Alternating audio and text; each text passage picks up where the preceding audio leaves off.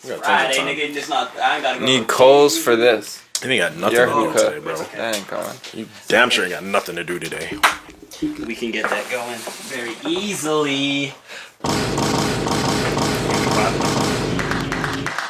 Oh no.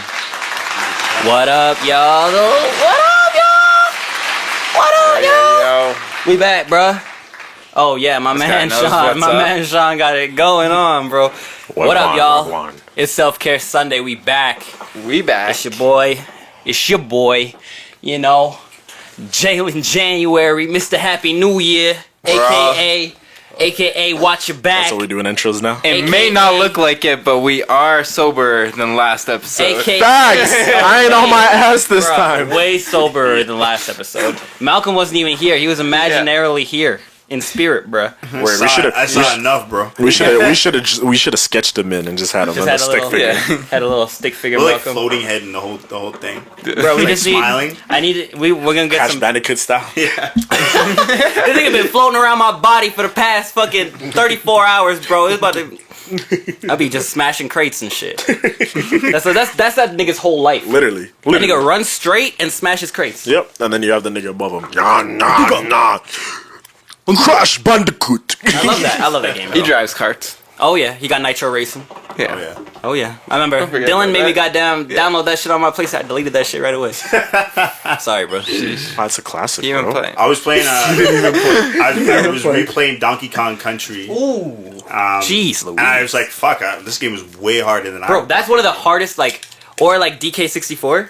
Yeah, all the DK. But the old one where you had the banjos. So difficult. Bro, I couldn't even start the game. When I was a little kid, you know how, if anybody's, I don't know if anybody out there is with me, but you know how when you start the game, Donkey Kong 64, or I think that's the one, but you're kind of in this it's like a little place, and then you kind of can run around there, and then you go into these different missions and all that shit, different worlds.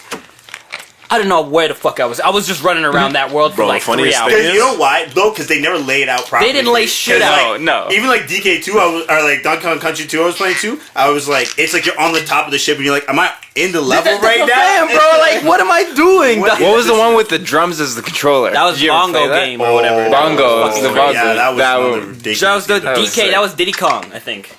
That was Jungle something. I think the funniest part with all those games is when you was a kid, you was a lead at that shit. Oh, you pick that shit up now. You don't know how to what's up, down, left, I'm right, good, bro. dash this, dash that. I agree with you, but Boy, this guy, stop! I saw you playing FIFA. Stop. He plays hardest level on everything. I don't play sports games very well. I do very horrible at that. But anything else like Ghost of Tsushima, Sekiro. Oh, you got Ghost of Tsushima? Yeah.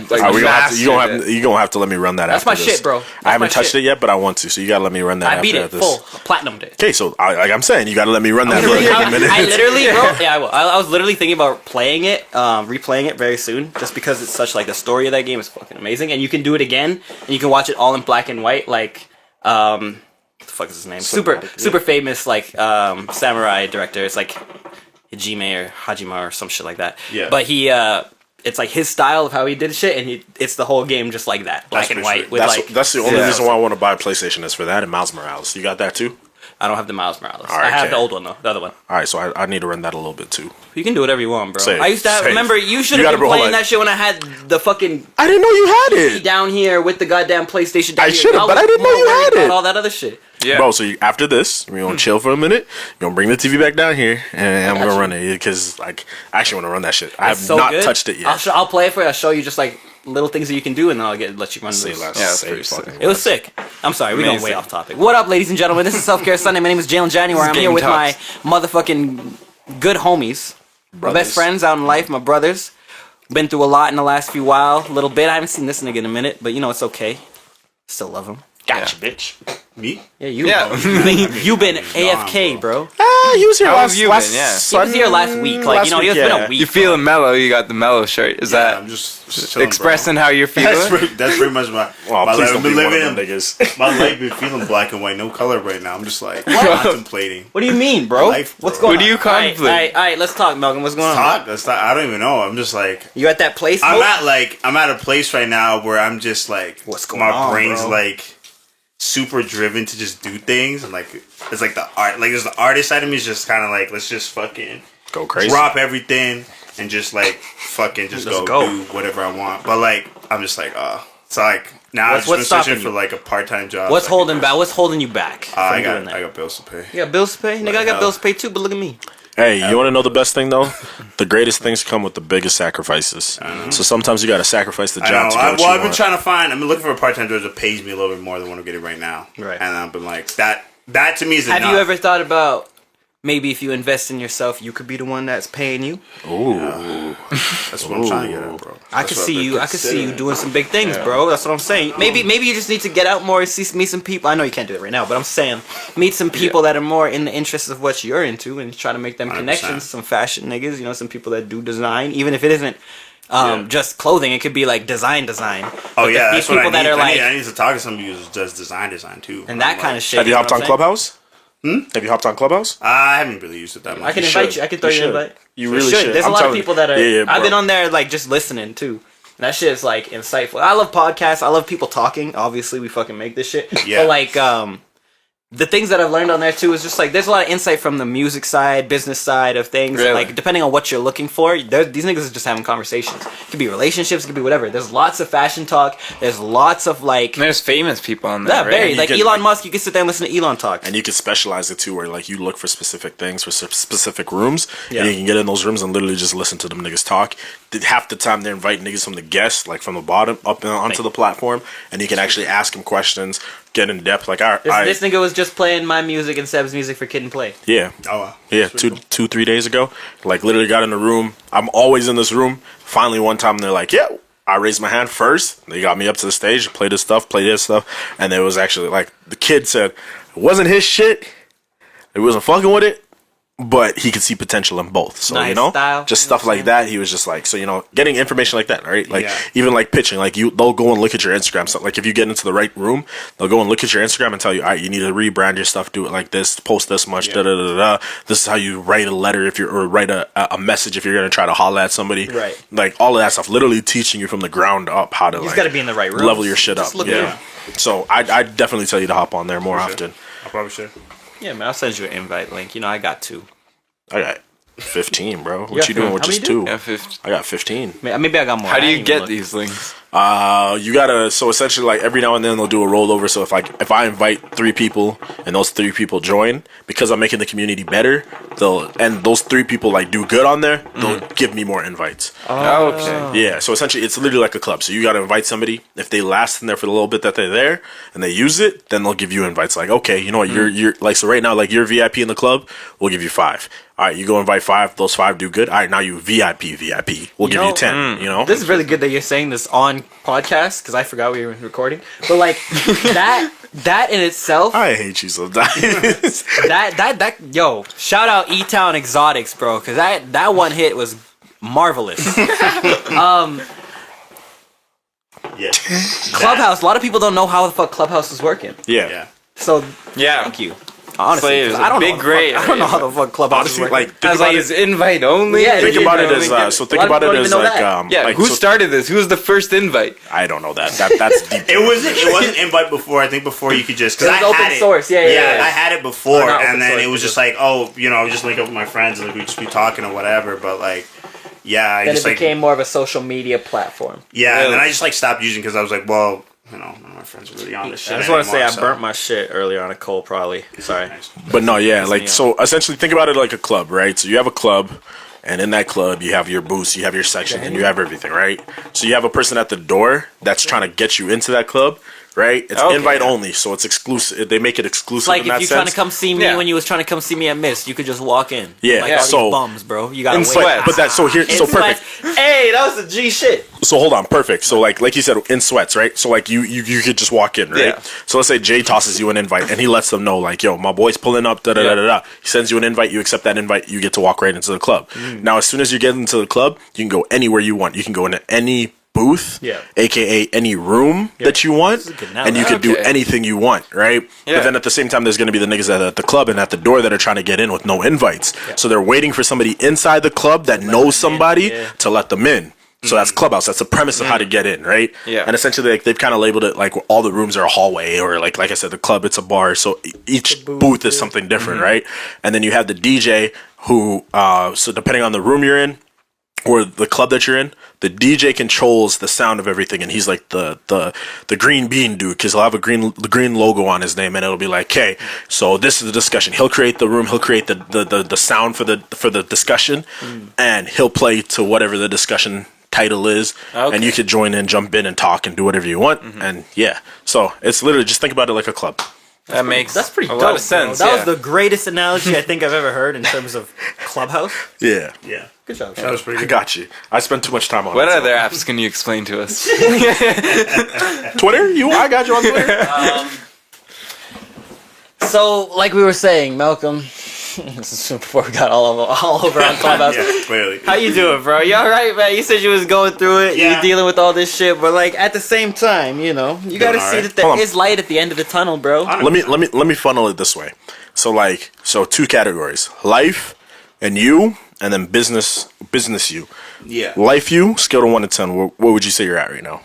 One just being anyone like life? This is one being like you're dead. Like you're in like you're done with it. You're not doing shit no kill more. me now, bro. 10 being like you're motivated. And, I'm definitely like a 9, 8.5 something. so for you personally, Yeah, personally. okay, In business. life. What are you 1 to 10?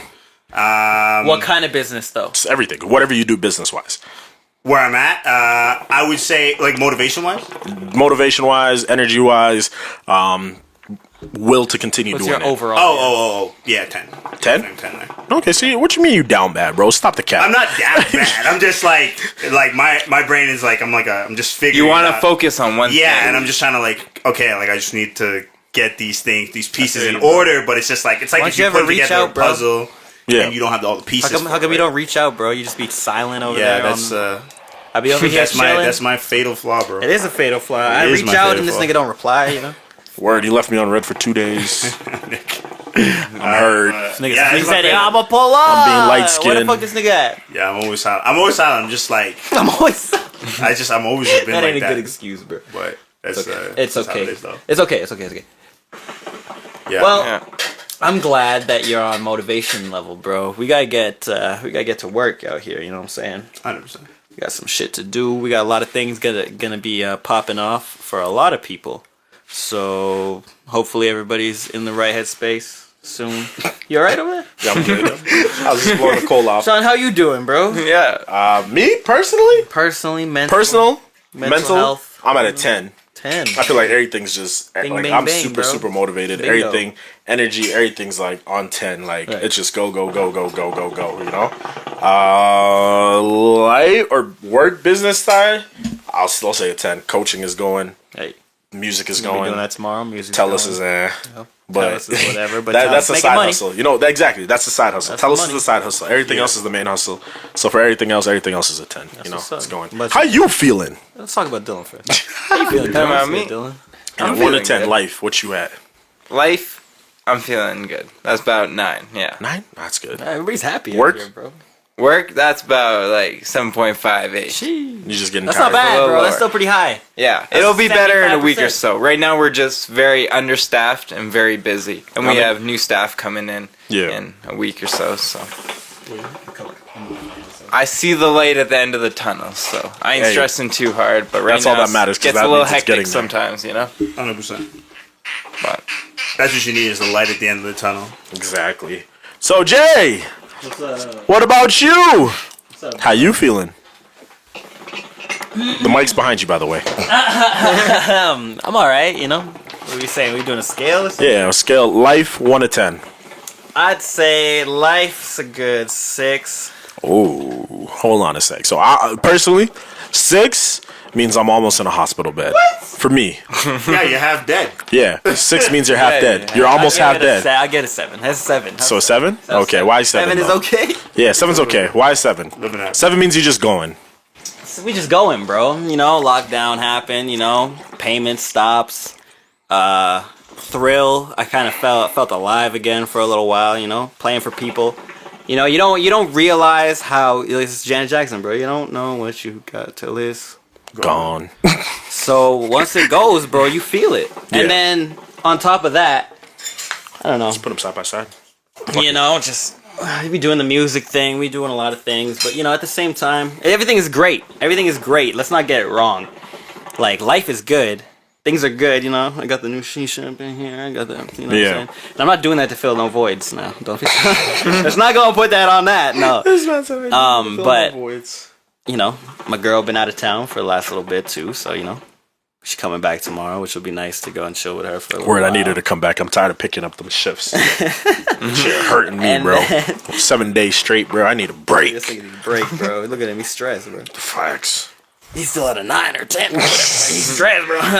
But yeah, other than that, though, life, it's been all right. I've been having days where I've just been sitting there. So hold on. So question for you: is it more so just because, like you said, the thrill, like you had the thrill, and this is honestly might be a perfect segue after we get your other one, but like, is it like because of the thrill being there, feeling energized all of a sudden, everything's going, you're getting, like, people are coming up to you every weekend, everything's going crazy. Networking every night, and then you wake up one day to a text from me Shawn saying, hey, no more raw bar? I'm like, what? I'm like, why? All I said was why.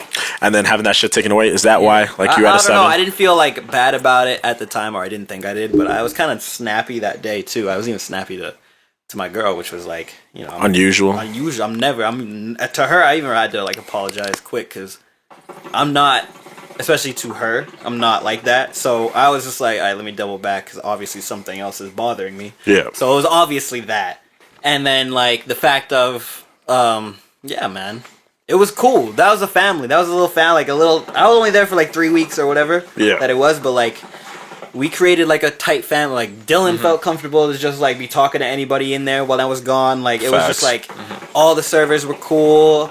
My man Josh held me down every single time. And yeah, Tyshawn's back there. I met new dudes. We get shout out Marco. Shout out. What's your boy's name? Marco. Yeah, it's Marco. Yeah, it's Marco. Oh, that's the other dude, Alex. Yeah. Sorry, Mayor. Kimchi Slice. Yeah. Bro, I made like mad connections with a bunch of dope ass people in such a small span. Tuna Room. We got to meet these dope cannabis fucking page on Instagram. Yeah. Tuna Room. These are things that could have been continually, expanded upon that I hope will continue in the next, but 2 months, bro, is a long time for shit to just like sizzle, bro. So I just, that's whatever. Yeah. It's just on my mind. It's kind of like, So then what's your business rate right now? Like your business, like your professional quote unquote side, is that like a 10 too? We were at a 10. I mean, like in terms of DJing, that's a 0. But everything else, music wise, and the main focus and what we want to do, goal oriented, and what's going to be planning for what's coming next. Out of 10, bro. I'm excited. I'm happy. I'm good. But I don't let those things. I don't let those two things really intermingle too much. You know what I mean? I've always been the guy that like I was going through the worst, like acting or doing directing in high school. I was going through shit in my personal life, or I was dealing with whatever. I don't really let personal shit affect my business fucking shit because at the end of the day, especially I am kind of a leadership role guy. Yeah. Like, I take that stance of being like, yo, this is what we need to do. This is what needs to get done. Blah blah blah. Yeah. So I can't be the guy up in here every single time, like bitching and complaining and dead. No. You know what I mean? 100%. Okay, so then perfect segue. How y'all feeling about this new quote unquote lockdown? You already know me. That ain't no damn lockdown. It is two ways we can get conspiratorial about it. I'll say a little something. I'm not getting crazy about it, but just like I feel like they're just getting us used to it. You think? You know Explain. What I mean? Elaborate.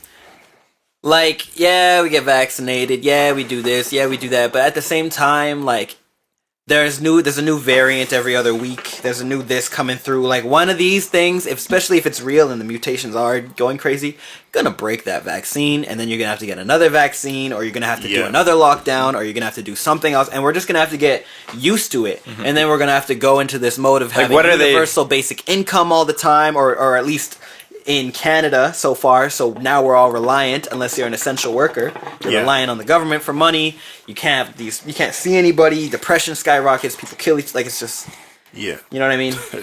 It's crazy. What are your thoughts on it? Like, why are they just trying to open it for the holidays? Then we go into these holidays, then there's always a spike. Like Easter weekend, it's a spike. They're like, oh, it's spiking up. Just lock Jason it down. Kenny's God-felt Christian, so he's gonna be all holidays available to us. We're just That's probably talking, the best fucking explanation. That's literally why. You gotta clip that. You gotta clip that. Oh yes, That's you do. literally This it. is my clips, man. That's literally what it is, though. But like, yeah, I mean, Jeez, I Kenny. said this way before. I was like, it's a virus. Viruses mutate unexpectedly. And that's the nature. That's All the the nature time. of a virus, All the time. right? So like, that's why like, for like flu shots, you always have to get a flu shot every year because the flu shot continually mutates. So they just remake a new shot, It's like the right? booster shots every year. Yeah, essentially, right?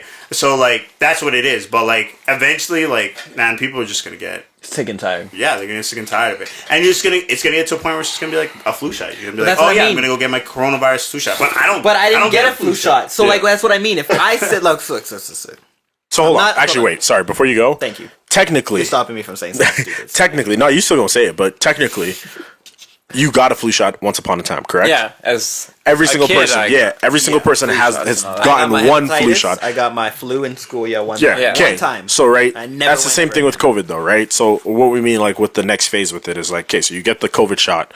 Now every I shot just- after I that have isn't actually severe, a bro. flu shot; it's a booster shot. Yeah. You feel me? I So know like what you technically, mean. I get you. Like, yeah, there's a variance. Like, bro, I honestly personally don't think I've gotten the flu shot in like 5 years, and I haven't gotten a flu Right. because the one flu shot that I got, or the I multiple get that I got flu. when I was a kid, gonna lie. I have low key kind of like prep my body for that shit going forward, you know? Like I just haven't needed to get a booster shot. Right? So COVID's low key the same thing where it's like, yeah, you get the one COVID shot or your two, you get the 2 dosages, and then let's say the mutations continue to go crazy within the next year. Yeah. You could choose to go and get that booster, or you can not choose to get that booster. So, like, I mean, technically, like, I get y'all. I get where y'all are coming from, where it's like, it's going to continue on, it's going to continue on. But they're going to treat it literally just like the flu shot. Once everybody gets that first vaccination, they're going to treat it like the flu shot, where you either get it or you don't get it, and you're kicking it. shot every I don't even want to. But I don't think they'll ever shut shit down again after everybody gets vaccinated with both dosages. I don't see them coming back and being like, we need to shut shit down again, because again, it just becomes a normal statistic now where it's like, hey, so this many people got COVID this year, this many people got the flu this year, this many people got this year. It's gonna be a normal ass thing. You know what I mean? It's going to normalize it once everybody gets at least their 2 dosages. That's my belief, right? So I think like they just need to fucking hurry their asses up and push to get everybody makes sense. fucking vaccinated, bro. I just have, Yeah. I See, just like, have I irrational agree with fears, bro. I just have irrational fears. I'm not even gonna tell you what they are or why, but I just They're be putting a stupid. chip in me. They're tracking me. Yeah, bro. What are you doing? You ain't doing nothing. I'm doing Where you- some. Nigga, where are you going that they're going to be worried about tracking you? They shit tracking must me. be I just frozen, think they're bro. gonna This nigga turn it just on. watched I Am Legend too much. It's not even I Am Legend. I did watch I Am Legend a few times. not even what I Especially when did. this pandemic started. That show Euphoria also has me tripping. It's just.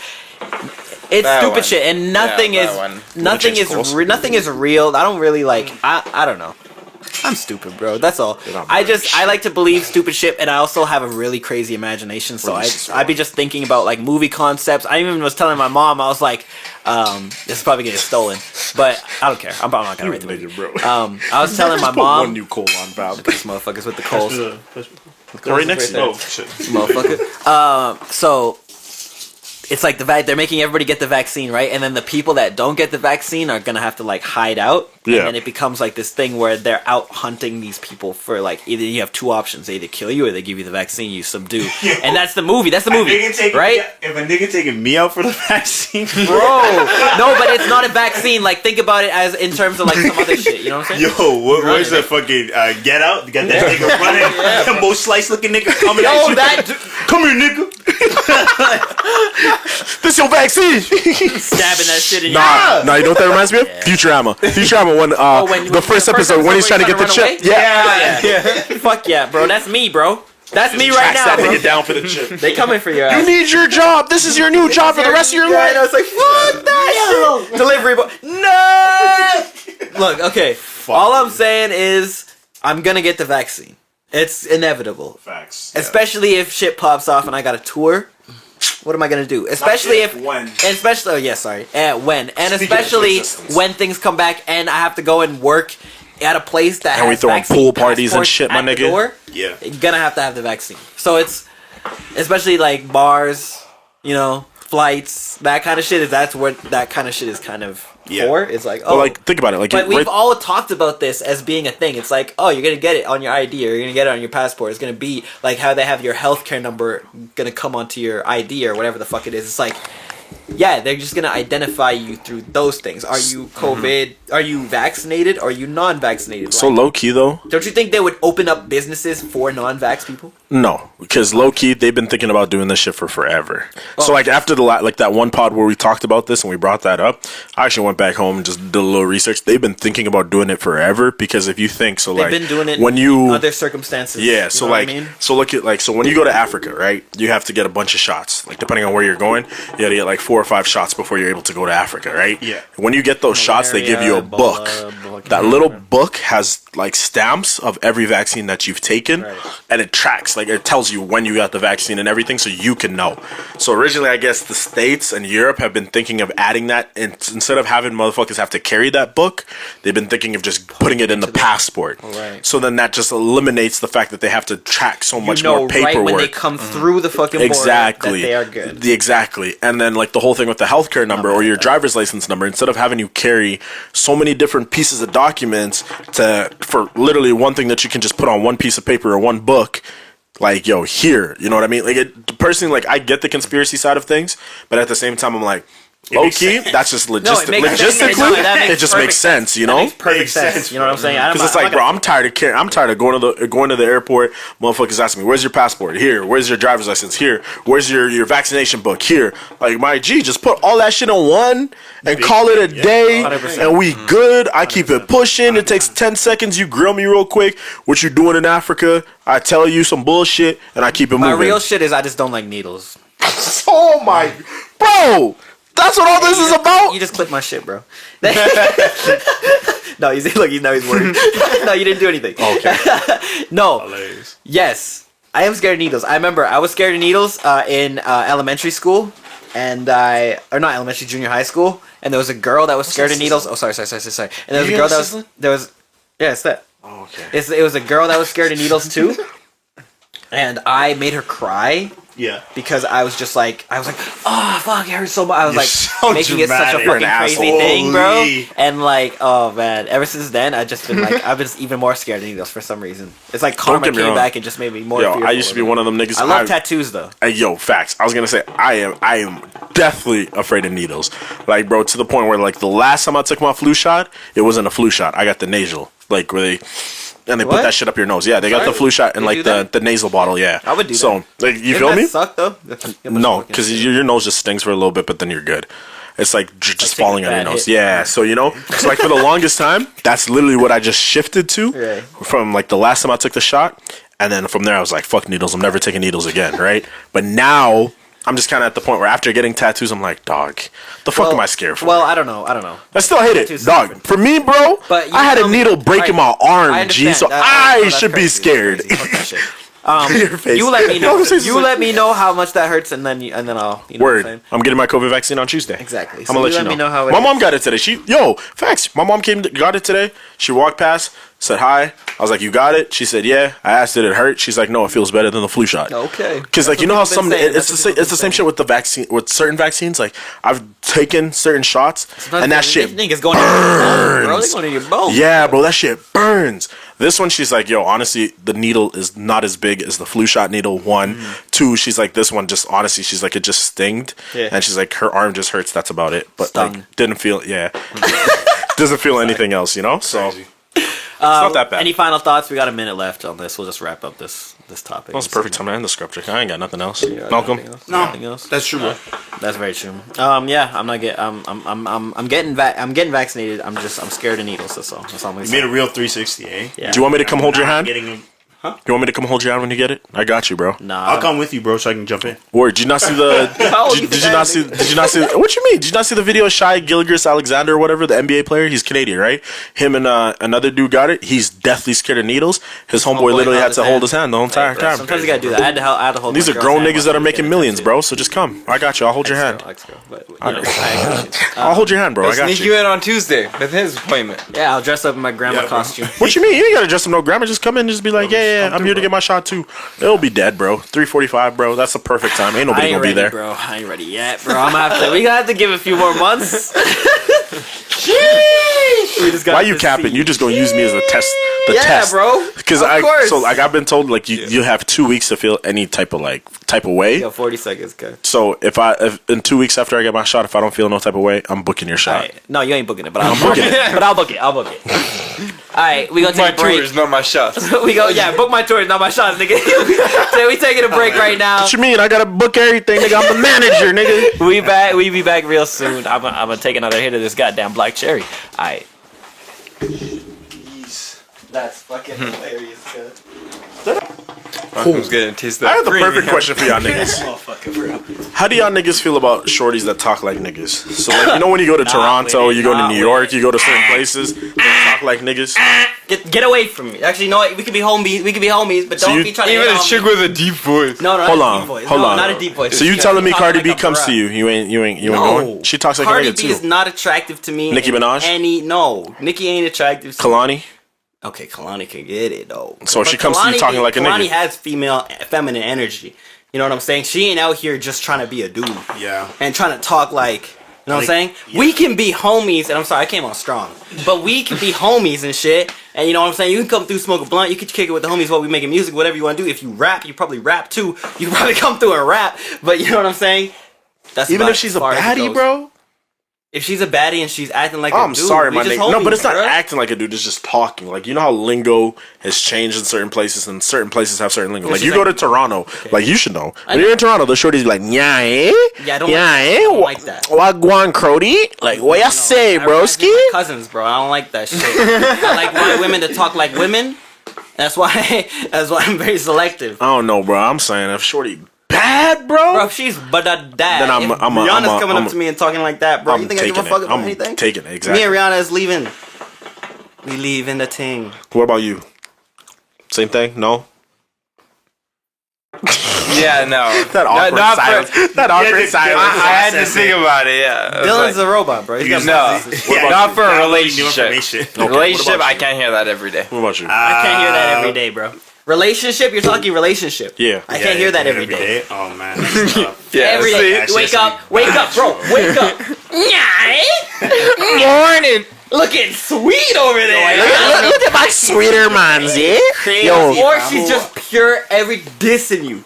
Bro, what's with this waste man's waking up looking like this with coal in his eyes? Bum crusty. Crusty lips, eh? All this crazy shit, bro. You gonna stay with her? Alright. You good? That's what I'm saying. If she's bad, I'm staying. It's not even that she's bad, but like I like that kind of interaction. Oh, so you like being bodied, huh? Not like body, but like if she's gonna like roast me in the morning, I'm coming right back at you, bro. I'm gonna be like, yo, man, look at this. What did I wake up to next to? Man, I got this bestiality type thing in here right now. What you say right now? Strapped to the bed.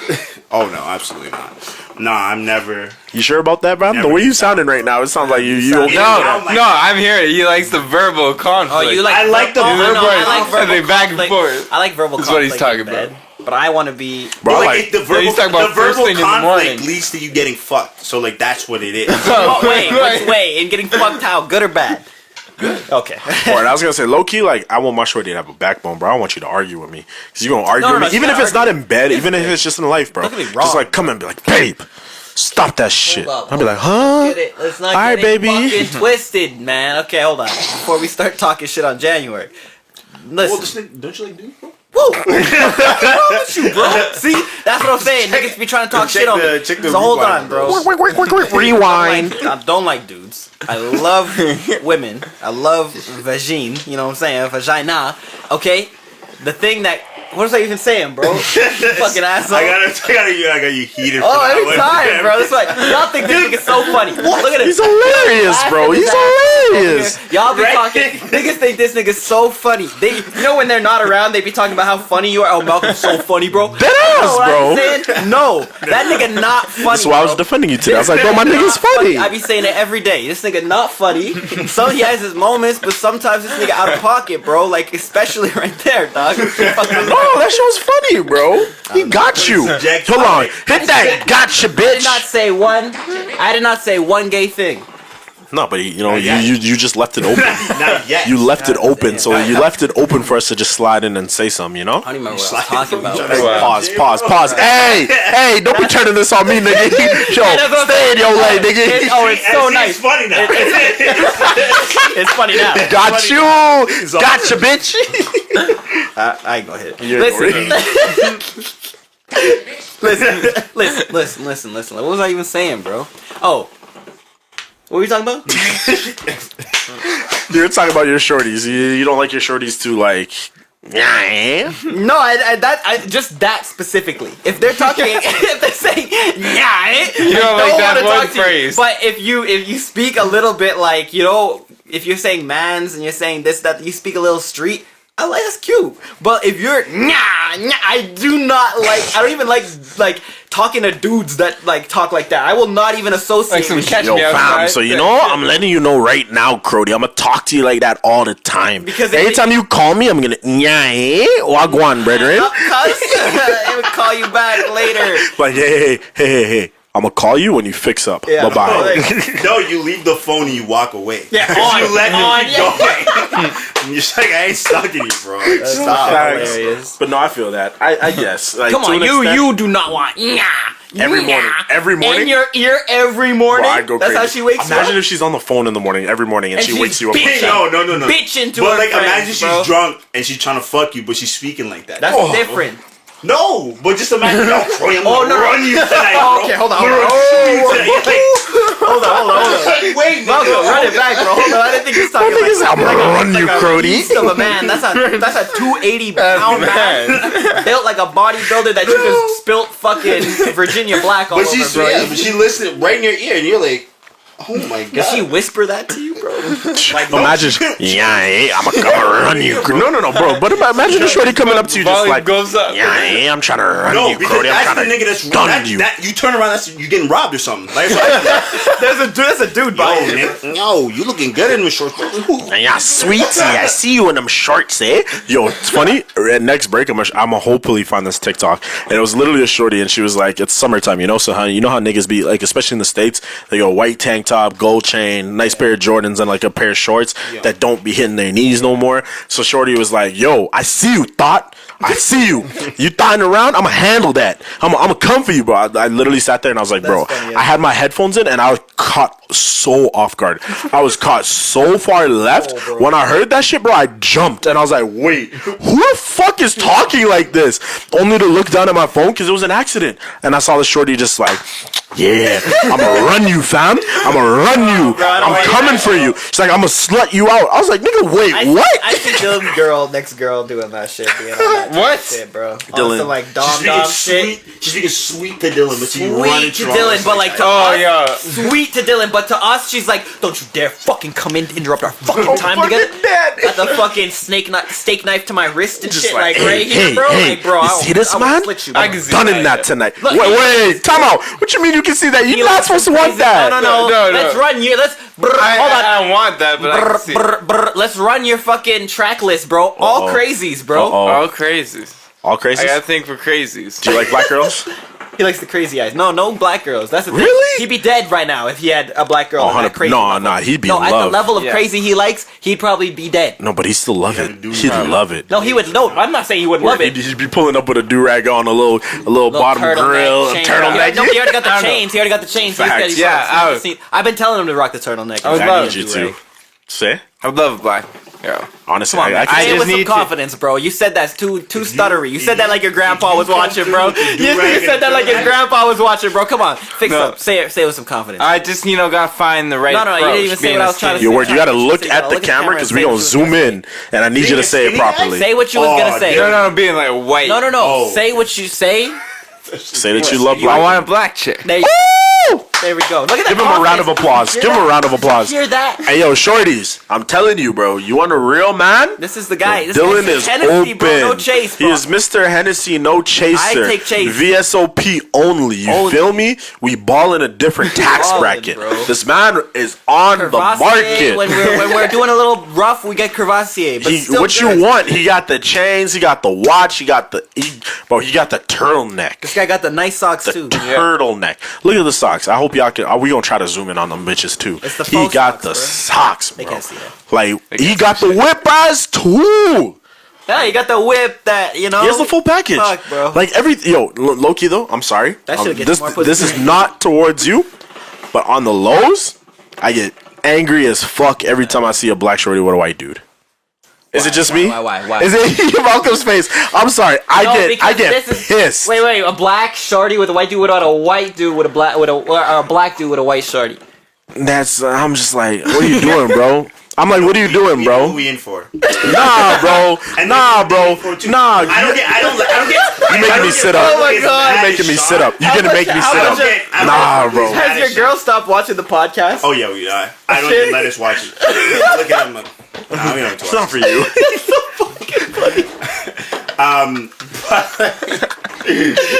But nah, honestly, bro, I can't. I don't get as verbally mad as Shawn does, but I'm like, we all know what we're in for. We all know what we're in for. Black guys know what they're in for. Black dudes know what they're in for. We all know. Wait, nah, bro, I just can't take it, bro. The white girls don't know what the fuck they're in for. Listen, listen, bro. Y'all made me take the hat off, bro. This one stresses me out, bro. I'm not gonna lie to y'all. This one stresses me out. I saw the honey. I love you. Honey? But Who's honey? no, this is my girl. Oh. Q, I love you. But listen, bro. I saw a bad black shorty the other day at work walking past, and I'm out here, you know, I was just like, look, I was watching her, she was walking by, we were talking to the other co-workers, you know, like, yeah, she's cute, she's fine. Things I would do to that. No, okay, we didn't go that far. I got a girlfriend. We didn't go that far. You feel me? Like Quinn, I love you. But okay, so like literally, shorty was walking by, we're talking, and I'm like, bro, I literally looked at my coworker and I was like, bro, if she pulls up on a white guy right now, I'm gonna lose my shit. Mans was like, I bet you $20 that's exactly what she was with. I was like, nah. Always the case. I went back, grabbed the 20, came back to the floor. Who she run into the nigga's arms? A white boy. And I was like, dog, are you kidding me? Let me tell you something though. This is what Dylan, you get a pass. Here's the But thing. like, are you kidding me? Here's the thing that you gotta do. You gotta go for the baddest black chick you see. They will go for you. Yeah. Especially if you rolling with me. Okay, hold on. You With got the us, hat. bro. Let me tell you something. You got the hat. I will beat your fucking ass myself if you don't take advantage this summer of the putakum that you could get. Okay? Facts. And I'm gonna say this right now. I'll be right there with the fisticuffs. Fisticuffs, bro. We gonna run you. Me, Malcolm. I'm gonna have a Whoa. You're gonna run, mans? There we Time go. out. Malcolm, you didn't catch that? He said, I'm gonna run you. You gonna run, mans?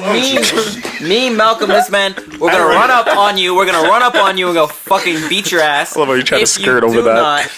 If you do not, he ignores it. if you do not, if you do not take advantage of the putakum that you could get, I'm just saying that. Facts, bro. You have VIP status at the parties, the places, the venues. You have bottle service if such things arise to such occasion. You have Don't give the play a out. tab. You have me to just be like, don't worry, I got you. You want to hear this song? I got you. You got outlets, my G. Word, you better be securing that bag this summer if everything goes to plan.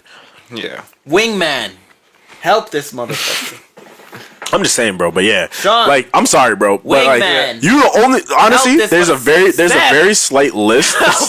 There's a very slight list of white dudes that I will help get black girls. Because personally, I just take that as a diss. I'm looking and I'm like, bro, like of all things, you have all these niggas that you could go to, but you chose to go to a white guy. They've only ever seen their father as a black raced man be a fucking nothing but a no show.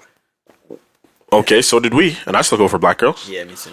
You feel me? Well, I don't. No, my girl be my race. Hey, it's Fijian, bro. Y'all some type of, you know, yeah. Fijians are black. You want to get into the history? I'm not gonna get in that bullshit. But you see them motherfuckers right there. You think they're brown? Big facts, bro. That's some African fucking shit around. They ain't coolies. Right now. They ain't coolies. No coolies, bro. Who is coolie? But no, literally, bro. Like, I don't know what it is. It just irks my soul. And then in reverse, Malcolm. Like, I low-key grilled you the first time when he told me, when he kind of brought it up. I was just like, dog, you got low-key. Just it was a low-key slight girl. It's like, bro, you got all these black girls. Yeah, bro. Like, they be looking at, hold on, no offense. They get pulled up to rob bar. Hold on, no offense, bro. No car. No offense. Hold on. No offense. Hold on. No offense, right? My G, no offense. But it's like, dog, the shorties look at you, and then they see niggas going to white girls, and they gonna be like, all right, bet he don't want us. We gonna go with white guys. Like, you know what I mean? See, and I ain't got no car either, and I still got a bad black shorty, bro.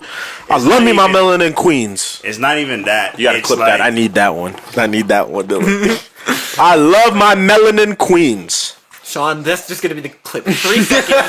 It's just Shawn loves his melanin queens. Facts, bro. I'm posting it everywhere. Everywhere. Everywhere, Malcolm, bro. can you explain to us why you've only gone for white women for the past I mean, 23 years of your life? Oh my God.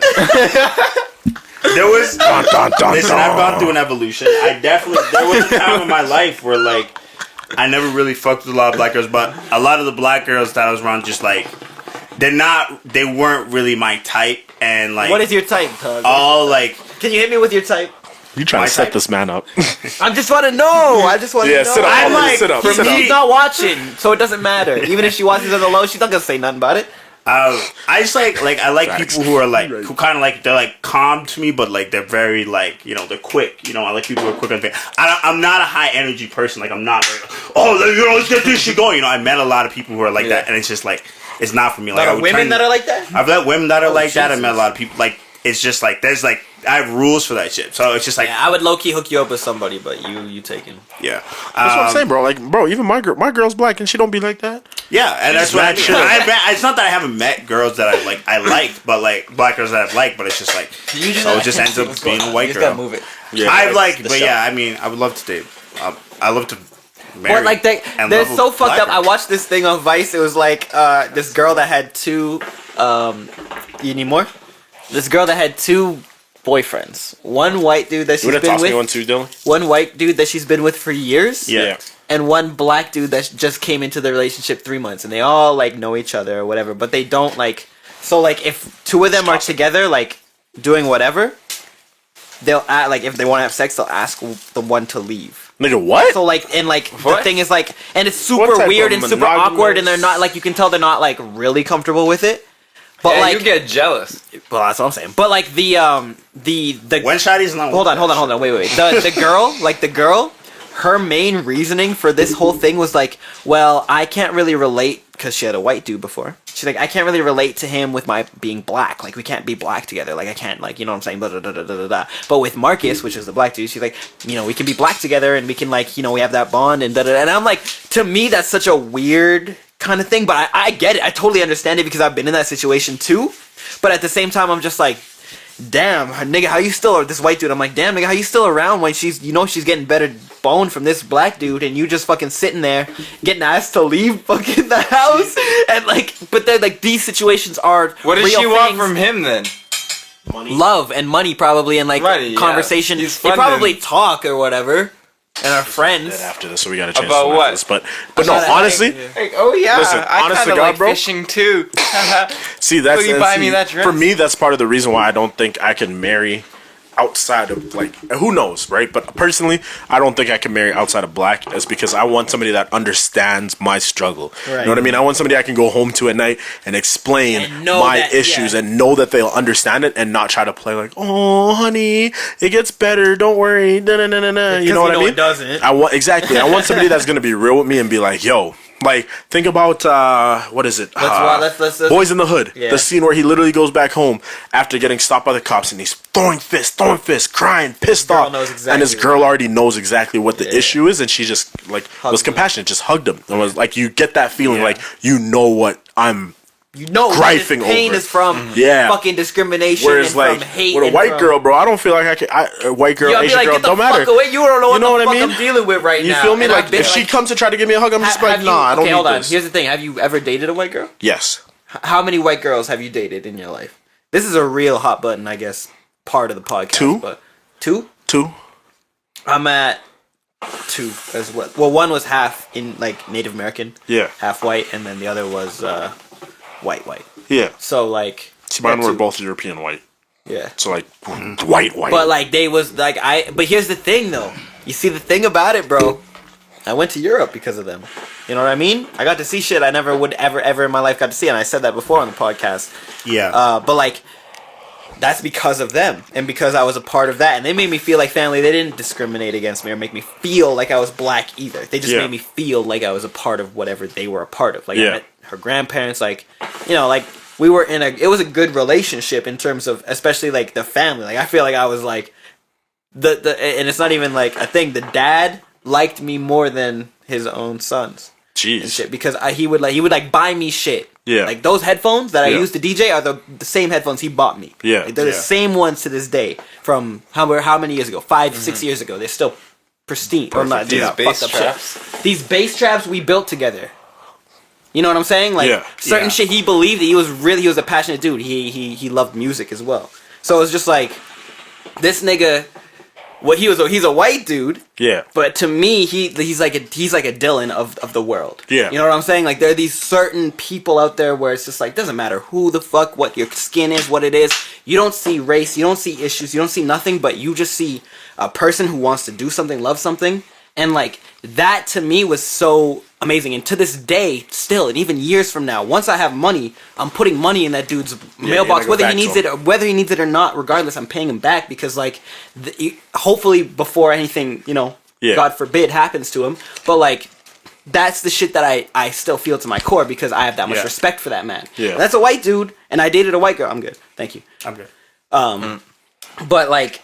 You know what I'm saying? This is nothing about like hating white people or having any sort of discrimination towards white people. I mean, we have a white dude right here.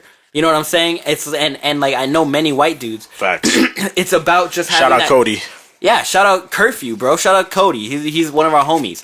Like holds us down a lot. So like the thing that like I'm just trying to say is, and we're all trying to say is, there's a disconnect between understanding what we go through in a day and go through in a month, and like being you understand it because you've been around me enough to bitch about it, or been around us enough to bitch about it, to understand what it would be and how it would be if you weren't the skin tone that you were in a certain situation. So it's just about that level of understanding. So like I don't know, I see myself personally, the only way I'd be with a white girl in marriage is if she had like that same level. Dylan level of understanding of things that was going on, or been around grew up with the black community, because there are white people that grew up with the black community. My issue with that though, some of those same ones that grew up around the black community, they tried to do, not even just that, but they tried to do too much. I saw the perfect tweet the other day, especially directed at women and like even men, but it was more so towards women. They're like, have you ever realized the black girl that grew up in your community always has to be the loudest in the room, has to be louder than the black people, has to be louder than everything. The white girl in the room has to be like more out there, she has to be the one, because at the end of the day, that's not the people I'm talking about. No, I know, but I'm just saying, like, that's my personally, like, I've seen too many of that for me to be like, I get you've been around the community and stuff like that, but shorty, you're still doing a little too much. Like, you're starting to try to be somebody that you're not. Are you talking like so here's an example you could use for that. Like in Toronto especially, there are white people that grew up in the Rasta community. Yeah. They have dreads. They live they live the Rastafarian life. I already know what you're gonna say, and I agree with you. Dab me up, nigga. Don't leave me hanging. Don't leave me hanging. No, finish. Oh, let me finish. The audience knows. No, they were born from 6, maybe 5 years old around this community.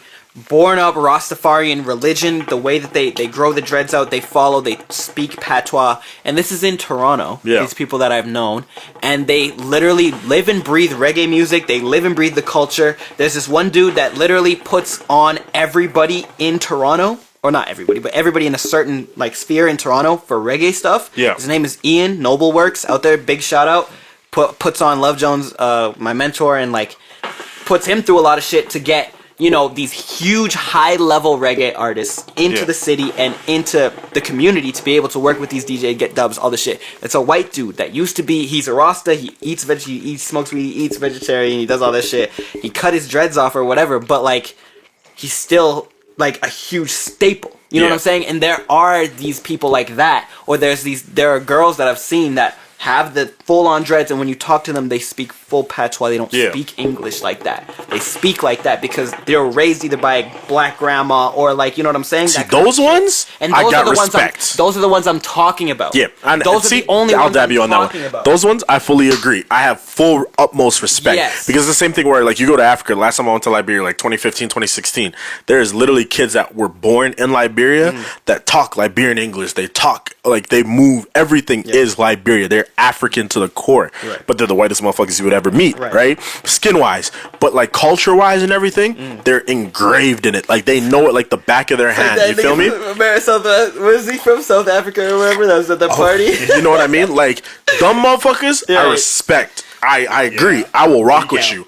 But the ones that like South African the niggas, couple 100%. the couple ones that are around them that just do too much, Right. I'm just like, No, bro. I totally understand that. And the people. It's a difference. It's a There's difference tipping point. between being bred and then just being around there. You Yeah. know what I mean? It's like if 100%. I was, if I was Dylan and I, was in the Toronto area, but like, all of a sudden people are starting to act like they're from the gullies, whatever, and then Dylan starts acting Like he's and from then he the starts moving gullies. with what they're doing. He starts talking about waves. And he's talking. I'm like, Dylan, get the fuck out of my face. I come back to the city. What up, my slime? My man said, "What up, my slime?" No, deadass. So I feel you. Like Dylan's gonna catch a case from me. White people here who pull through. Actually, no, Coke. White people here who pull through. the Henny, bro. Where's it? The coke, You have it's it, all bro. on your side, You have bro. it, though. It's behind Dylan. White people who come through with dreadlocks do not approach me. We are not friends. I don't care. They all make me uncomfortable. I don't know what it is. I just don't know what it is. It's just something about it. It's just wrong. I don't know what it is about it. No, I agree, They're dirty. I think they're just dirty. That's what it is. Like, black people with dreads, they clean, but like, bro. both One of my old managers. So there's a little stint but where I wait, hold gotta. on. If you a hippie though, like I get it. Like, all right, it's cool. You filthy from the top. Like you dirty from the grind, bro. But like, Okay, Malcolm funny. but like, I ain't gonna knock the nigga. but like, Pass the Henny? that shit, like. But no, I agree with that because like my old boss. Buy the next bottle. Of Say Henny, less. bro. My old boss used to tell me. So he used to when I had my dread. So I had a little stint where I worked at Roots. Niggas was trying to get a job. The Roots tracksuits were fire. So I was trying to get it. Taking it back to When your were they roots, fired? bro. Huh? They racist over You there. telling me the Roots tracksuits ain't fire, bro? They racist Bro, over there. they are racist as motherfuckers. Yeah. But this nigga came up to me one time and was Urban's talking. racist. Urban racist too. This I ain't seen a motherfucker. single black manager since. This motherfucker came up to me and was talking to me about, I want to grow my dreads out. How do you get yours like that? How do you do that? My boss, he was white. Yeah. And I literally just looked at him and was like, listen, stop. I'm like, turn around, walk the other way. He was the manager.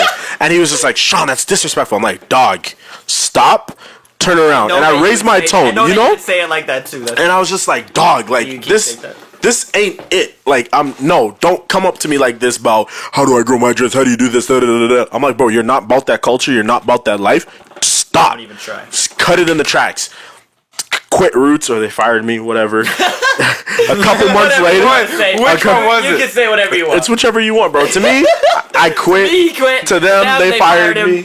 But, You know, I pulled up How about one you? day. You say the same thing. I pulled up one day, bro. I deadass pulled up one day to West End because he got moved to West End. He's like the store manager at West End now.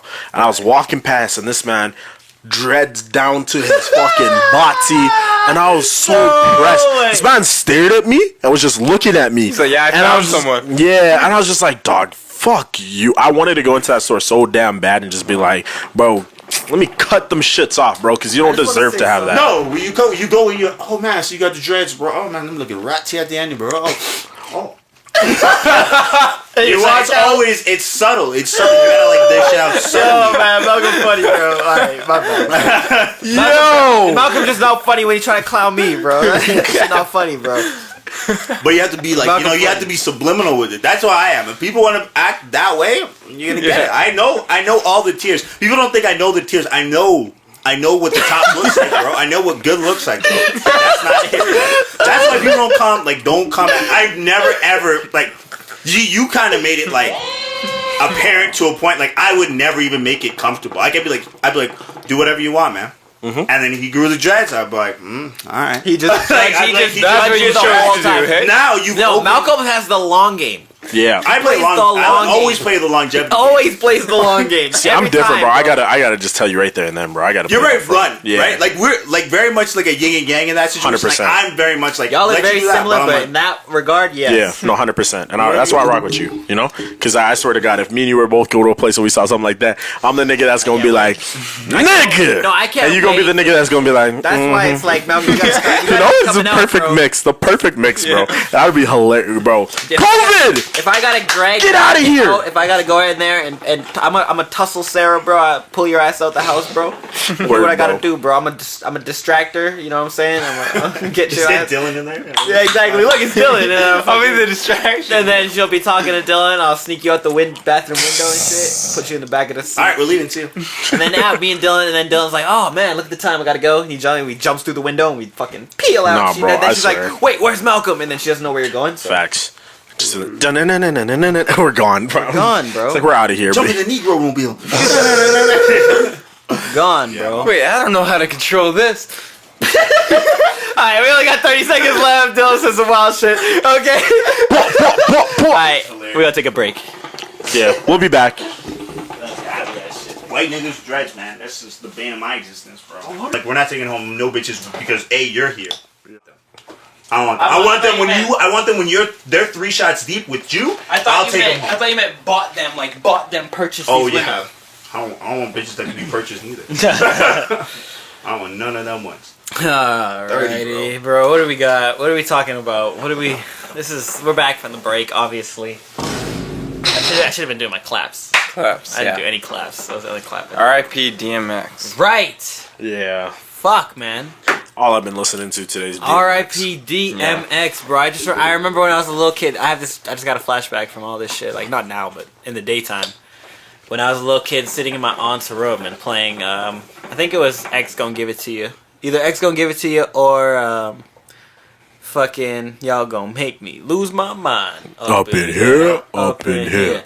And I was just saying, like, those are obviously very popular songs, but I was a little kid at that time when they just came out, and like I was fucking losing my shit. I knew all the words, maybe like 8, 9 years old, whatever, but like that memory is so prevalent to me because DMX from then on was such like a big force in my life, especially in terms of rap music, and DJing, and like being able to rock a crowd. Like DMX tracks are huge. Those are like primetime records. Rough Riders, Anthem, and 100%, bro. Like I was talking today, I tweeted it out today. I was like, bro, I remember like grade 10 playing basketball and our pregame warm up on the bus and during games, at home games, we'd be blasting in the surround sound at gym. We'd be blasting DMX during warm ups and just getting lit and like looking over at our coaches because our coaches are obviously older at this point, looking back over at them and them just like smiling like, y'all know this? What y'all know about this? And we just be going lyric for lyric, doing all these fancy layups or verses, trying to look all sweet and thing, but it's only because DMX came on, and it's like that. Like I tweeted, I was like, that memory is ingrained in my mind for life. Or even just like the fact that this man literally killed an entire song just naming females. Yeah, that one's crazy. You know, stuff like that, or even like is a legend, him as an actor, bro. How many times he's been quoted by other rappers? How many times, like, bro, like, Drake pay homage? That's what I'm saying. Drake all the time. There's tons of lyrics that y'all can probably go and look up that are like DMX references that he used in his tracks, and it's like it's on foot. Fuck, I was listening to a song today. Like, how's it go down? Like this nigga, like just tons of music that's just been sampled. Like, R.I.P. to that nigga, bro. R.I.P. man. Swear these last like year and a half, 2 years of just like the most like important niggas have just been passing away. But I think the thing with DMX that makes it like more emotional for me is just understanding the situation on how he got hooked to drugs. Or was it like he was 14 years old, smoking a blunt? Yeah, was smoking a blunt. Smoking crack, and he got tricked into smoking crack, and like literally from there, as a 14-year-old, when you're smoking drugs like that or heavy drugs like that, your brain's not even fully developed. It's just starting, and you know you instantly, like at that moment, you're instantly fucked and it's over. And I know people that have been in situations like that, that like, thank God they were able to turn their lives and go the other way.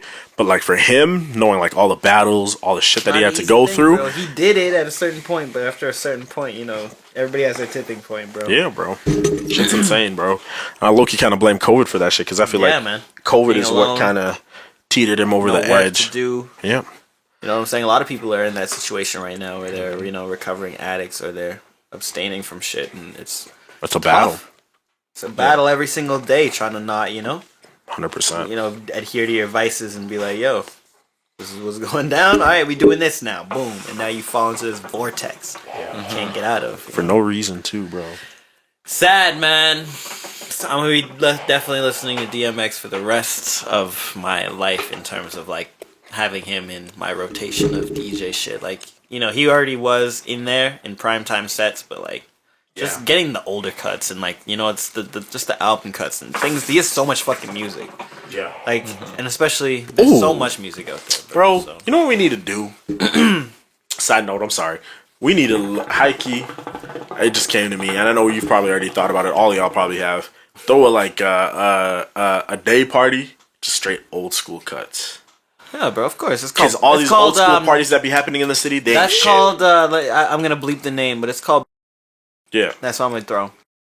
R&B old classics and bro. some old school at the like, in the end of the night. That shit would be fucking. Because you know, Baby Girl like to get down to that hip hop too. You know, 100%. So and that's an event like that shit would go crazy.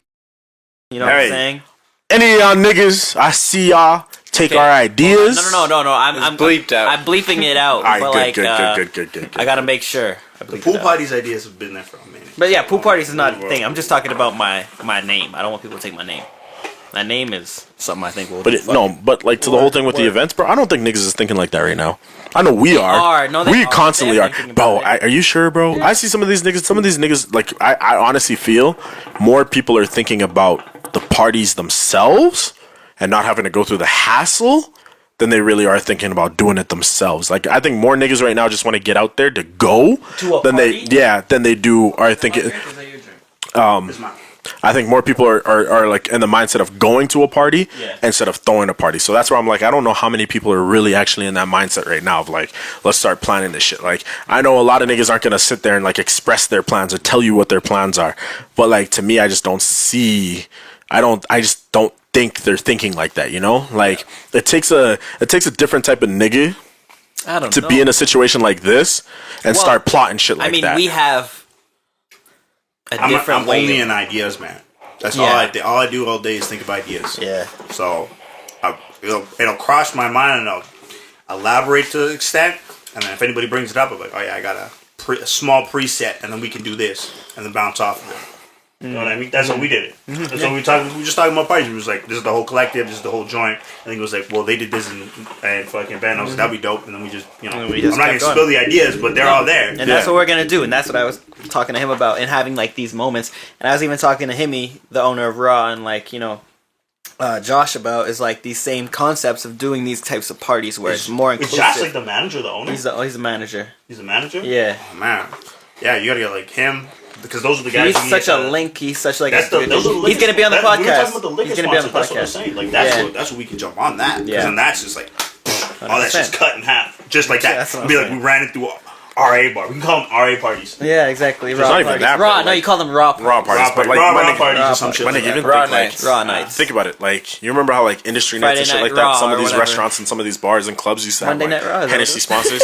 We just need to jump on that shit. If we jump on that shit first, get Arizona hard. That's what I was like, bro. Hello. We jump on that shit, bro. Get those sponsors first, bro. That's like before anything starts popping off, bro. Get those sponsors and get those locks, bro. Yo, the first party we throw sponsored by Henny, bro. That shit go crazy. It's like because it's just like those are the two like between like alcohol and tobacco. Those are the two biggest industries. They'll throw money at anything to promote their own name, right? We could have a Newport party. Fuck it. I'm doing this. Yeah, bro. 100%, bro. We'll get these niggas in here smoking Newports every day. Fuck that. We going for the premium shit. What do you smoke?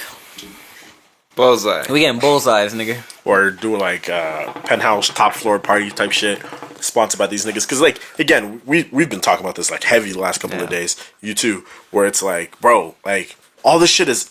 You go to Calgary, there's events like that almost every other weekend. You go to Vancouver, there's events like that every weekend. You go to Toronto, there's events like that every weekend. You go to the States, there's events like that every single weekend. Edmonton, it's like once every 2-3 months. It's like, bro, why don't you have them frequent? And it's also like, I think part of it is like the people that they have playing their sets and doing the music and handling that shit aren't the people niggas want to listen to. It's also the fact that like a lot of those guys STEM and collective, like just working at Gravity, like there's a lot of people that I didn't know were DJs, but I know that like that guy, and that guy run a whole thing together, and that guy know each other, so they'll do their events, etc., etc. So all their events are all kind of linked in together. So it's just kind of like, oh, like that makes sense because you guys all just have a collective. So you're doing like it as a friend group, yeah. And like, but it's the just talent like may not be there, but because y'all are friends, you're gonna do it together. Yeah, and it's just like, okay, yeah, you guys all have like friendships or sponsorships or whatever. You guys all have like the links to. It's like, yeah, you're throwing like maybe 1 or 2 events a month, but it's just like, yeah, like, fuck. The energy that we have, like, we could just do it if we had to, we could do it every week. Bro, honestly. And I think, like, with our generation, too, I think it's there for the taking. Like, we've been saying it for the last week, 2 weeks. It's literally there for the taking, where it's like, it's just a matter of who's going to be the first one to get it. Who's going to be the first one to throw the actual lit party? Well, you already know who it is. It's going to be us. Yeah. You look like you're falling asleep over there. This week putting you to sleep, huh? There. Which DJs are out here are trying to get involved in this, or are they trying to be competitors? You know what I'm saying? It's either it's and to me, I don't like the word competitor. I love it, bro. I do like it. I do like the energy of it, but I love to compete. But I don't like the sphere of battling over the same goal. Yeah. Getting money. If you want to get money, hit my line, bro. That's all I gotta say. Honestly, though, personally, I've been kind of stewing on this today because we started talking about this earlier. Personally, I want the competition. I am all for working with selective people and getting that shit popping with selective people. Right. But at the end of the day, the only way for us to get better as we're doing it is for the not even is for the competition. Because if we throw an event this week, you know what I mean? If we set the standard and the standard is out the roof and nobody can come and compete, bro, at some point in time, people are going to just get bored because it's going to get repetitive with us. You know what I mean? You have another colon? Like, even to the point where, dog, if we got to go and play double agent and have, like, Dead Tired Records, different type of name on the side, throw another party, but the same magnitude just to create, like, that fake competition where now niggas are seeing, oh, this happened over here, but this happened over here. You know what I mean? Like, if we actually build enough of a roster of DJs and stuff where it's like, okay, we get these 3 headliners for this party, this event, they do it, they kill it. Now, just to keep, like, the competition-esque, we get the other 3 DJs to go do another event. And it's like, y'all got this event, and we keep the DJs away from each other, you know? Like, if you look at it, like, I think from, like if you think about, like top 3 dudes in fashion, like, if you talk about, like, Virgil, Jerry Lorenzo, you talk about the dude who's Matthew Williams, you talk about Perron, what's his name? What's his name? I can't remember his name now. Yeah. Perrin Heston or something like that. Like that. And the girl who's doing Cactus Flea Market. It's all like Virgil helped Matthew Williams and helped Heron Preston. And fucking the girl who's running fucking Cactus Flea right now, friends with Pharrell, met Virgil. All those, like, they're all the same dudes. So they're just like really gatekeeping and they're just competing against themselves. You know what I mean? And like for me, like, I like to compete too. I'm with you. I don't mind competing with people. I don't mind also collaborating with people. Be like, okay, like, you and us, we're going to do this event. Because I'm like, we can do it to an extent, but you guys can do it way better. Yeah. Right? Like, so it's just like, him and I, we work together, but we also compete at the exact same time. Exactly. Like, if we can build that, that's literally to exactly what you're saying, where it's like, we're all under the same cloth, but we establish everybody else to also compete within the same cloth, and we're all, like, perfect to you. We're all making money all together. We're helping y'all start y'all shit up, get y'all shit popping, but we still all making money together in this. Bro, that breeds the best type of competition, because then that's pure competition, where it's like, I come to your party, I see how y'all do y'all shit, I'm like, bet, 2. Come. Even if we all got to go sit at the table and be like, hey, how do we get your party a little bit more lit than this one? Exactly. Done. Get your party more lit. Now we all come back to the table like, hey, we need it. You know what? You're going to go up this week. Like, literally, it's been such a war, especially here in Edmonton. That's why nightlife has suffered so much out here and why it's such a low quality. Yeah. And I was going to say, like, the difference between competition and, like, competitive cooperation. Yeah, like, it's like, Let's give that name. Yeah, right? like, it's competitive cooperation and, like, actually competing to kill. Like, if you're killing people, it's that's like, different. That's different. It's gatekeeping, right? You get to a point and you think you set a standard, or you up that guy and then you set the standard and then you gatekeep and you're like, anything below this is trash. Right. And I cut it and I'll put blocks as much as I can in front of them, like, before anybody can get to my level. You don't put blocks down. Like, that's what I hate when I hear people be like, man, I don't like to compete. Like, I'm not watching, blah, blah, blah, all that shit. Like, I'm watching. Yeah. I'm watching, and I'm taking notes. Yeah. And I'm competing.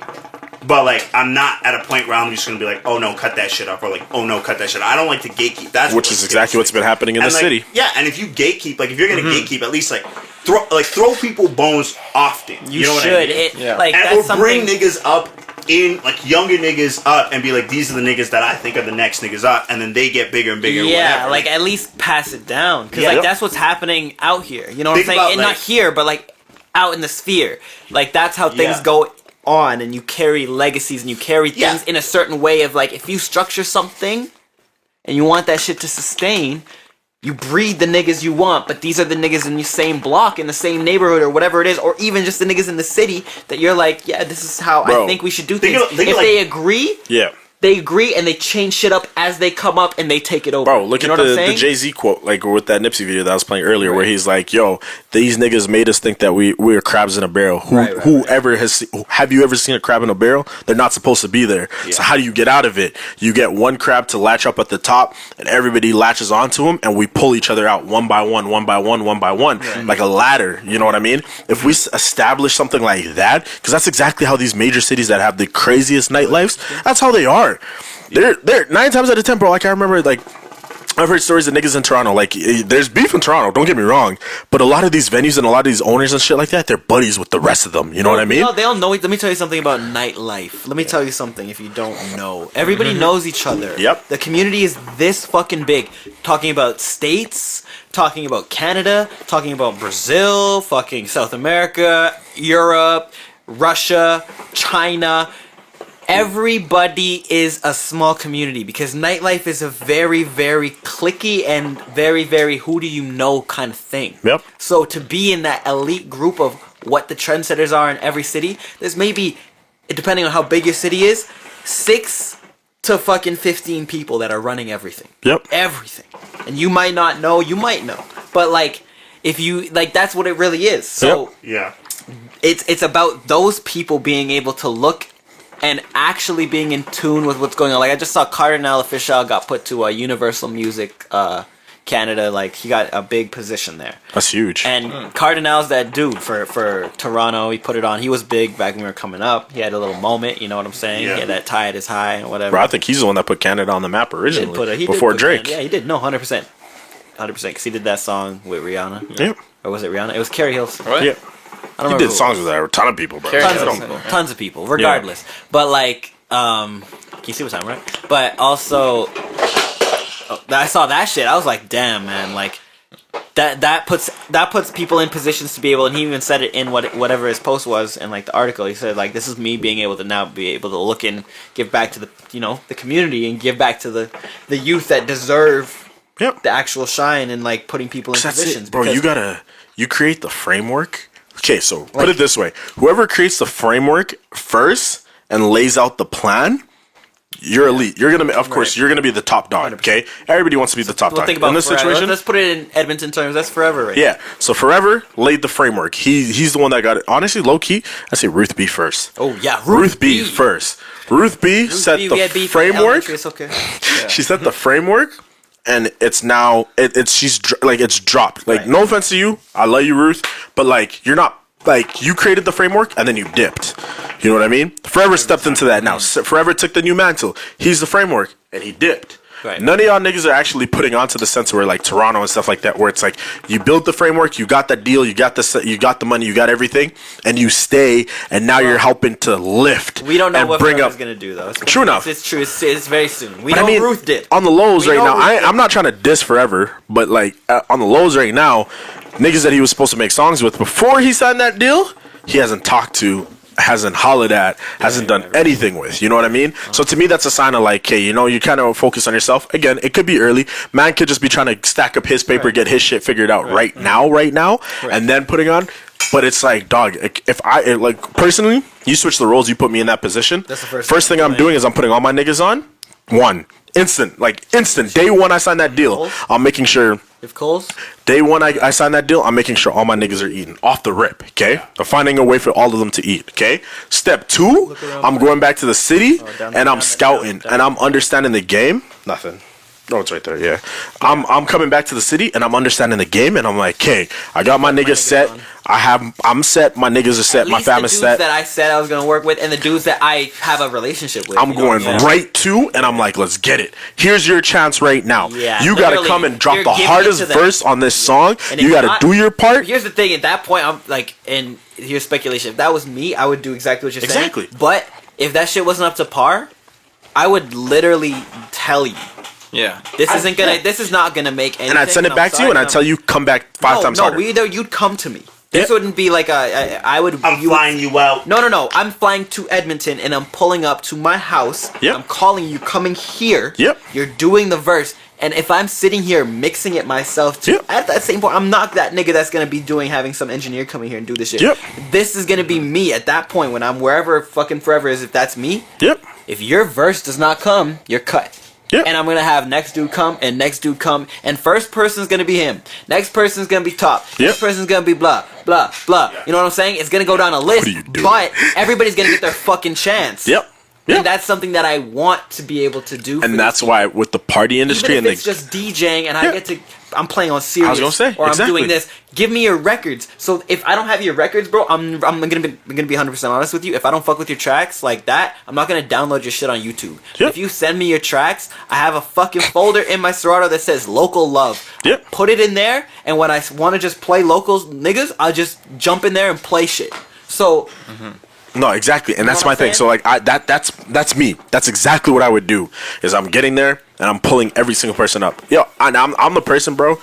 Just from coach mentality, I'm gonna give you one chance. I'm gonna give you two chances. I'm gonna give you three chances. I'm gonna give you four chances. I'm gonna give you five chances. And if I have to, like you said, if I gotta pull up to my house, have you come here, I will pay for the Uber if you have to Uber. If you need to drive, I'll get somebody to come pick you up. And I will make you sit here in this booth. And if it takes us fucking 5 hours, I'm gonna make sure, because I see potential in you, I'm gonna make sure you get that verse for that song is that proper. manager style? That's both. That's both, well, honestly. Just in terms of like, even if I was if I was an artist, I'm doing the same thing. Right. Just because for me, I understand you're only as strong as your weakest link. So even the weakest person in the city has a value. They themselves have the potential. If they're the type of person that has potential, they have the potential in them for you to be able to like elevate it to the extent where like, okay, now everybody is moving like this. You know what I mean? So I'm doing that so that I set the framework. Like literally, think about it as a map. Like top dog, the king, whatever, down, my niggas, everybody's set. Yeah. Under my niggas, that's where I'm starting to come in, and my nigga, you know what I mean? And we're all working to actually build the city. That is literally what Drake did. About how big this music community is. You could name everybody in Edmonton on your 10. Bro, this is literally, niggas don't understand. Look it up. It is literally what Drake did with Toronto. He got his deal, and the first thing he did was make sure his first layer, all my niggas are straight. Second layer, his niggas went out looking for other niggas. He was looking for niggas. He found those niggas. He put them on. Made sure that their shit was on point. It was like, all right, bet you're hopping on this track and let's go. You know what I mean? And now all of a sudden, Savage, little baby, fucking, you feel me? And now he's exactly. So he's breached out of Toronto now, and he's doing it with more global niggas. UK so niggas. Now all of a sudden, it's like he's literally creating a tree. Like a coaching tree is what we like to call it in basketball, where it's like I'm fucking Mike Krzyzewski, and all the coaches that have coached with me or under me are now getting head coaching spots. It's how you build a tree. This city, though, is a complete opposite. Niggas move the complete other way. Where as soon as niggas get that deal, cut the shrubs, bro. As soon as niggas get that deal, bro, niggas are gone. They're not talking to you. They're not saying a word. How many They're out niggas of have here. gotten the deal, really, though? The real like deal. Three. I'd say 2 or 3. But they still. Who's 3? We'll talk. We got fucking Forever. Shawn. What's her name? Quintisha Benjamin? No. Older. Yeah, I think there's 3. But like literally from what I saw from them, and again, it low key might be because of hurt feelings. It could have been whatever. Yeah. But them niggas got them deals. And they went the other way. Right. You know? To them, it's like, get my niggas straight and my niggas, that's it. You know what I mean? If my niggas pull up another man and tell me, like, yo, he's fire, then I'll check him out. But I'm not going out of my way to level up everybody else. But I don't care about spite or shit. I'm trying to put the city on. Because if the city gets put on, and you're the first person to put the city on, my nigga, you're going down in history. Shawn, I gotta backpedal a little. I'm sorry. Here's the thing, because, like, if I'm in that position, yes, I'm coming back and I'm trying to help niggas, but at a certain point, there's only so much I can do, right? And especially at the beginning of your career, you don't have time. Your time is based on two things: making your album, if you're with a label. That's what I'm saying.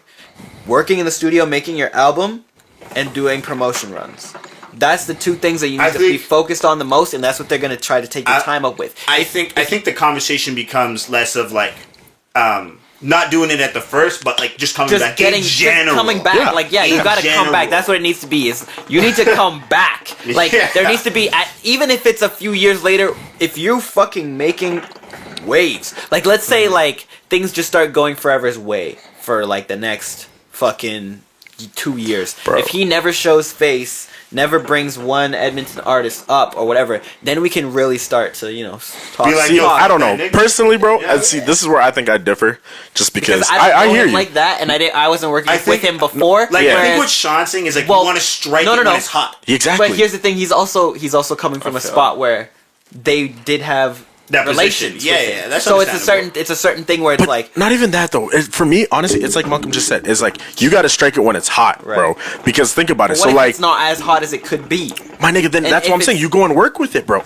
Bro. For me, when I first got my deal for football, like my scholarship offer, my first scholarship offer, the first thing I did, bro, was celebrate with myself and my family and my friends. You feel me? Second thing I did was instantly the next day, I was hitting niggas up and I was like, yo, I'm at this field. Come pull up. Let's get working. Let's get film. Let's train. You feel me? Second day, I probably should have been concerned about myself, getting myself even more right to get more offers, but I wasn't. My mentality instantly switched where like, okay, I got the first one, they're knocking. It's hot right now, It's heating up. If I can somehow, some way, get them to take one more glance at another person, now it's even more hot. And the stove goes from like, on your stove, it's like 1 to 10. Yeah. Now we're at 2. Now we're at 3. And just continue to build it like that instantly. Because if you do that off the rip, you can't stop. Right. And now all of a sudden you take away the possibility for niggas like me. No offense. Again, I'm not dissing nobody. But you take away the possibility for me to have to question what your motives are now. And you know what I mean? It helps show your potential and your connections that you have. And for anybody that's willing to take a deal on you or me right now, you feel me? If they see me putting in that work, but they also see the nigga that's in the lab with me every other day or every second day or every day, they're also gonna want to take notice to him because they're like, you're around him all the time, so he has to be a piece of the puzzle. Let's see what his value is. You know what I mean? So that's me. Like I'm instantly, bro. If I was an artist, I was a rapper, I signed my deal today, but I'm coming. Like I had to fly out to LA, New York, whatever. I signed my deal today. I'm flying back in like a day or two, coming right back to the city. I'm like, hey, yeah. These people, get in the lab with me right the fuck now. Let's go. Let's get it while the getting is good. Yeah. Because if you miss out on that opportunity and you have to come back years later or 3-6 months later, all of a sudden everything is just like, it's kind of going downhill because now you got to try to build that hype up amongst people again instead of when the hype is there. Especially when people were like, bro, it took you this long to come back. You know what I mean? And it's another thing too. It's like, well, like from your perspective, I can see like where it's like, yeah, you're hot. So I'm like, and like when people sign a deal, most of the time a mixtape doesn't count as an album. Yeah. So you could jump in and just be like, oh, this is like my mixtape that I was working on in the middle of it. So like I'm just gonna throw all these people on top of it. So then you're hitting it when it's hot. Now it's like this is my city. Blah, blah, blah, blah. But there's also the chance like, and when you're talking about a longevity game where it's talking about like, you could fall off too, right, in a year. Like you could have one album out and it could just go. So exactly. So why not take it right there when you have it before any of that shit ever happens? Because again, think about it. If I'm treating niggas good, I have faith that if let's say I fizzle out in a year, but somehow because I got you going that first time and your longevity is going, you're going farther, you're gonna keep me with you. Exactly. You know what I mean? Because you put me on. And I'm not even thinking like that's back thought. That's at the back of the head. That's back thought, but I know that's a possibility and that's something that can move forward from it. Because now all of a sudden, all right, I got you bread, so you're gonna keep getting me bread. I work on my craft. All of a sudden, now 2 years later, I blow up again, and you just keep it going, and you have your team and your whole city built up, bro. Party Next Door, fucking The Weeknd for an extent. Like, look at all these other Canadian rappers that Drake literally did the same shit with his team that are now all flourishing because as soon as he got his deal, he came back to the city and was like, yo, yeah, I'm working with Lil Wayne. Yeah, I'm working with these niggas. I'm working with Baby. But come work with me and let's start getting this work right because I know I'm in those rooms now. I know what they're asking for. I know what they're seeing. Let me put y'all on this game right now so y'all can continue to grow. And that's another thing too is like, and then boom, the city explodes. When you're talking about got like a minute 30. We're gonna end it after this one. So but like even sorry, what was I gonna say? I was gonna say that like even if you can't like necessarily like put people onto like songs and stuff, you could like imagine if like Forever came through and was just like, yo, I want you to mix this song. Exactly. That's payment for you. Yeah. So now you can take names less time in the at door. work, and now you can focus on this craft, and then all of a sudden now, oh, this guy mixed this. Okay, let me send this to this guy real quick. You know what I mean? Oh, this guy's cheaper. This guy's cheaper. one this guy's like there's certain people there's certain people that he has put on that are in his but it's his camp. his camp that are I now see doing certain things for bigger artists or like maybe doing artwork for bigger artists instead. There's this guy, I don't remember his name, but like things like that. Yeah. But like, I don't know. We'll see. We only time will tell. Thing is, 100%. It's still early. And that's why, but like that's why I'm just saying, like for me, I differ from all those other niggas because that's how I'm gonna maneuver, right? So like, let's say Top explodes tomorrow, bro. If Top explodes tomorrow, I'm coming. Like we niggas call us and they're like, yo, pull up right the fuck now. Jets waiting for you at the airfield, bro. We're gone. We're on the plane. We're done. We signed that deal. Yo, we'll enjoy it for the first 2-3 days. Do whatever media shit we have to do those first couple of days, and then the next thing you know, I'm telling them, yo, we got to go back home because we got some shit to take care of. I'm flying right back home, and I'm like, okay, yo, Seb, who do you have an open verse with right now that you've been working with? Get the motherfuckers to come in right the fuck now. Let's get this shit cooking right now because all eyes are on us, which means all eyes are gonna be on the city if we can show. Like, there's other niggas like us right now, and it's a win. Yeah, 100%. Yeah, man, I agree with that, bro. So that's just like that's my little spite, and you can literally take that right to the same thing, the same logic with parties. If we get one party to blow, and we're like, yo, that shit is popping, now we go and start hollering at, yo, one nigga, two nigga, three nigga, four nigga, yo, come, let's set you with this groundwork. An artist host this party, and then you curate a play. Play that. This is your shit, bro. This is your chance to put on. Your shit blows all of a sudden. Now you're established to an sense where it's now you're entwined with us. So we're getting paid, you're getting paid, and it's like, okay, so like you said, we'll throw this event this week. Too much game. Hey, listen. I don't know how many people really gonna take notes from this. I don't know how many people gonna take notes from this, but listening to this for the real ones. You feel me? Right? So like, I'm gonna take my game that I learned today. Or they're Malcolm's girl. You're gonna take my game from today. Your girl. You're gonna take my game from today. Take my game. I'm gonna put you on. I'm gonna get you elevated. Once you start going, you come back to me. I'm like you said. I'm gonna take this week. We're gonna pop with our shit this week. Right. Next week, I'm gonna help you get your shit popping. Again, you come to us, you have another nigga, especially when you get put on that platform, you gonna start bringing your niggas and teaching them the game. Now all of a sudden, like you said, we have cooperative competition, and everybody, we're essentially creating we're creating a dome. We're creating a dome, and it's all of a sudden now everything is popping. Every weekend is lit. Every event is lit. Every song coming out is lit. And when you go to these places now, it's different. It's better. There's actual good music. Like, hey, I'm tired, yo. I know we only got a few more minutes left, but this is the last game I'm gonna speak. For all y'all old heads, bro, this is the one mistake y'all made. Y'all made the mistake, and listen, we haven't even done anything yet, but we've already seen low-key more progress and more forward innovation than a lot of y'all niggas have ever seen. It's because y'all let y'all egos get in the way of the shit that y'all could have really done for the city. But hey, we don't blame y'all. No, it's our turn. We're gonna do it. That's what's up. Done. I was sleeping. That's what it is, bro. This is this episode of Self-Care Sunday where we talking that real. We even touch your surprise topic, nigga. Guess what? We done. We out of here. Thank you so much for tuning in. If you tuned in this long, you got some free fucking game. Don't steal my party name. We're bleeping it. Exactly. This is Mal Smitty. D-Fish. First Class Cars. The Legacy. I'm Jalen January. Peace out. What song came out? Late came out. No, Life came out. I don't even know the name of my songs. We out. Peace. Good job, boys. Yes, sir. Wow.